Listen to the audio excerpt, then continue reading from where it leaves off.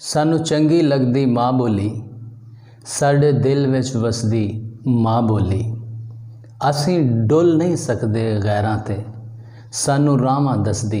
माँ बोली। सजनों, बेलियो मित्रों, मैं हाँ तुहाडा बेली सगीर तबस्सुम। अज बहुत खुशी की गल है कि पूरे पंजाब दे विच सरकार वालों लहंदे पंजाब दे विच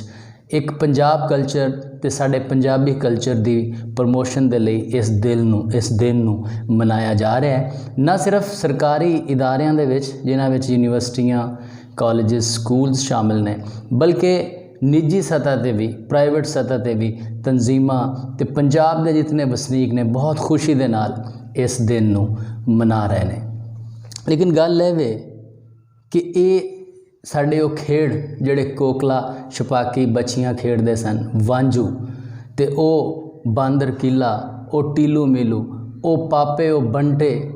वो अज खेडां गवाच रहीआं सन। जिथे साडा कबड्डी खेडी जाती सी, कुश्ती पहलवान घुलदे सन, उत्थे अज जदों असी इस मशीनी दौर दे अंदर, इस अफरा तफरी दे दौर दे अंदर झाती पाने आ ते सानू बहुत दुख हुंदा है कि साडीआं कदरां गवाच रहीआं हुंदियां ने। ਉਹ मैं एक नज़म मैनू याद आती है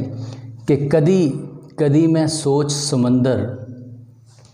कदी कदी मैं सोच समंदर, गोते खांदा डुबदा तरदा, एक अजेही बस्ती अंदर तुर जाना वा, जिथे मौसम कलियां वंडन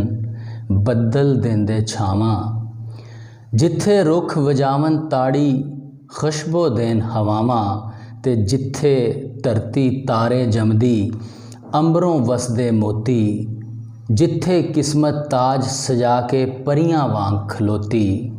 जिथे प्यार दे मेले वेख के हसन पिंड दियां रावां,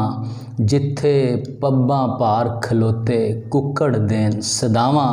ते जिथे सखियां रल मिल खेडन रस्से टप्पन पींगा झूटन, मैल ना आवे रत्ती, पिंड दे गबरू बड़का मारन नाल धमालां लुडियां पावन, वाह ना लगे तत्ती, ते जिथे पंख पखेरू उड्डन चोगा चुगन काल ना आवे कोई, बागां दे विच कोयल कूके बुलबुल गावे वैन ना पावे कोई, फिर पता नहीं एकदम मैनू की हुंदा है, दिल दा दीवा बुझ जांदा है, खौफ दे बदल छा जाते ने,